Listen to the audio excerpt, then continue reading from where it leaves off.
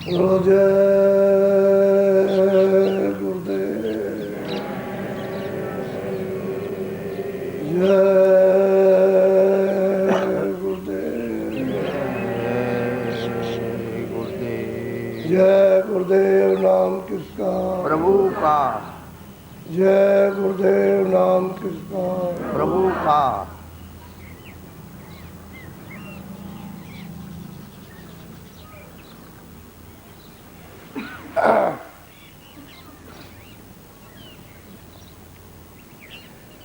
संसार में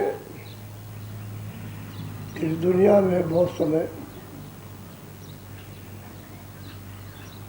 यहाँ रहते हुए हो गया और सब योनियों का भ्रमण किया। पशु है, पंछी है, कीड़े हैं, जितने भी जीव जंतु छोटे से छोटे सबका भ्रमण किया। ये सब ठोकर खा कर के अपनी मनुष्य योनि दे दी गई। तो जैसी जैसी वासनाएं हैं आपने जहाँ जहाँ छोड़ी है उसकी आदत, उसके अक्ष यानी उसके पर्दे सूरत के ऊपर में जमे हुए हैं। अब ये एक बारीक चीज है बहुत, क्योंकि अंदर बगैर घाट पर बैठे हुए और सूरत जब तक साफ नहीं होती है तब तक इनकी जानकारी नहीं होगी। जब सूरत साफ होगी, अंतःकरण साफ होगा, मन बुद्धि चित्त साफ होंगे और दृष्टि जब देखने लगेगी तब ये पर्दे सब नजर आते हैं, तब बोध होता है, तब इनका ज्ञान होता है कि किस किस तरह से कैसी कैसी धाराओं में हमने अपनी वासनाओं को फंसा रखा और गुरु की किस प्रकार से कृपा और दया उसकी हो रही है। तो जैसे जैसे तुम धीरे धीरे संसार में जुगों जुगों से फंस गए, सबका आप नाम लेना भूल गए, ईश्वर को भी भूल गए, ब्रह्म को भी भूल गए, पार्वती को, वो मालिक तो कभी याद आता ही नहीं, किसी को पता ही नहीं है। तो संत मिले तब से जानकारी उन्होंने दी है तो ये तुम्हारा उस सबका मालिक तो वहाँ है और तुम यहाँ कहाँ फंसे हुए भी। तुमको कोई अपने देश में मांग करके ले आया और अपने देश में बसा लिया, बस अब वो जाने नहीं देता, घेर के रखा है ये बात। इसलिए आप जिसने घेरा उसको ही भूल गए। अगर उसके पास भी जाते आते रहते तो फिर भी कुछ, लेकिन उसको भी भूल गए, उसका भी नाम भूल गए, उसका भी रूप भूल गए, उसका अवतार भूल गए, उसका धाम भूल गए, उसका ज्ञान भूल गए, उसकी शक्ति भूल गए, सब भूल गए। अब ये है कि जहाँ नई चीज अंदर में कोई चीज है वो सूरत तो है ही, तो जब उसके सामने सत्य आता तो फौरन वो स्वीकार करती है। तो कभी कभी उछाल भावनाओं में आता है कि इधर चलना चाहिए ये, तो इसलिए परिवर्तन होता रहता है। मन का भी परिवर्तन, बुद्धि का भी परिवर्तन, चित्त का भी परिवर्तन 24 घंटे में परिवर्तन होता रहेगा। और जब इसकी छानबीन की जाए तो पता चलता है कि कितने कितने मिनट पर यह अदलता बदलता रहता है। यह है इसकी उछाल इंद्रियों की। और दरवाजों पर बैठकर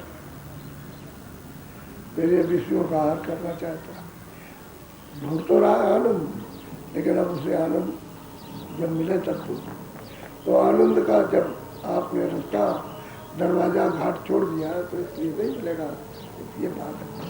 तो धीरे धीरे करते करते करते करते जकड़ते और बैठते बैठते बैठते बैठते रमा होती है तो फिर उसकी आदत पड़ेगी। हमें तो लगता ही है कोई ये समझे कि मुझे उठाकर पहुंचा दे तो फिर उसको बर्दाश्त नहीं कर सकता, किसी चीज़ को नहीं, क्योंकि वो तो धीरे धीरे हजम होगी। मतलब कोई ऐसी दवा दे दी जाए कि अभी फट से गिरो और मर जाओ, खून ने उसको हजम नहीं किया, वो बाल हो गया तो बस मर जाए। ऐसा ही है, अगर हजम नहीं कर सकती है तो पागल हो जाएगा। क्योंकि विकार तो मन बुद्धि चित्त इंद्रियों पर चढ़े हुए, इसलिए पागल हो जाएगा, फिर वो संसार के काम नहीं रहेगा। तो पागल भी ना हो और किसी तरह का नुकसान भी ना हो, और धीरे धीरे हजम उसको करो। महात्मा वही चाल चलाते हैं। तुम कितना भी अपनी तरफ से कहते रहो, उससे क्या होता है? वो तो अपना काम तो करते ही रहते हैं, अपने काम में कोई ढिलाई नहीं है। अब यह है कि तुमको चाहिए कि हम उसी तरह से अपनी रफ्तार धीरे धीरे धीरे धीरे पकड़ दें, तब तो फिर ठीक है। आदमी फिर बदलता है, बदलते बदलते संसारी उसके सामने घटनाएं आती, उसका धक्का लगता है तो सहन कर लेता है। इस विवेक में सत्संग में सहन करता है कि भाई तो हमको रोज बताया गया था कि तुम्हारा यहाँ कोई नहीं है, तुम्हारे जो बस की चीज़ है वो तुम्हारी नहीं है, उससे तुम काम नहीं लेते हो, और जो बेबस चीज़ है उसके अपने हाथ मारते हो, तो वो कैसे मिलेगी आपको? इसलिए मकान तो दूसरे का है। वो कहता है भाई आप हम नहीं रख सकते, और हमारे मकान में इतने दिन रह लिया आपने, चाहे बच्चा हो चाहे बच्ची हो चाहे पति पत्नी कोई हो, तो निकाल के बाहर करेगा, और उस पर आपका कोई जोर है नहीं कि चलो भाई हम कुछ कर लेंगे, आप कुछ नहीं कर सकते हो। इसलिए धीरे धीरे यानी मतलब यह है आदत भी बन जाती है और अंदर में भाजन भी होने लगता है। तो आदमी अपनी बदहोशी नहीं लाता और कुछ बिगड़ता भी नहीं, बदस्तूर ग्रस्त भी चलता रहेगा और वैसे परमार्थ भी कमा लेता है। इसलिए नहीं तो गिरा तो फिर बेकार हो गया, तो गृहस्थी में गिर नहीं पाता, लगा रहेगा लगा रहेगा लगा रहेगा, और फिर मतलब ये कर ये संभाल बूझ करके।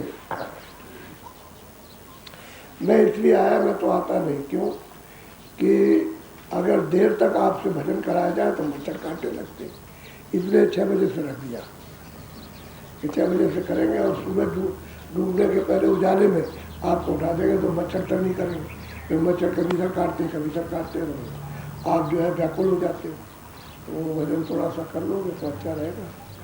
आज सुबह जब घंटी 3 बजे बजेगी तो आप मतलब पौन घंटे में अपनी टट्टी पेशाब होकर के मुँह हाथ धोकर सब यहाँ करके यहाँ बैठ जाओ। पहले सत्संग होगा, फिर भजन होगा, और उसके बाद जो सेवा होगी सेवा के बाद, लेकिन पहले सत्संग होगा और फिर उसके बाद भजन होगा, तब उसके बाद में उसके बाद उससे जाएंगे।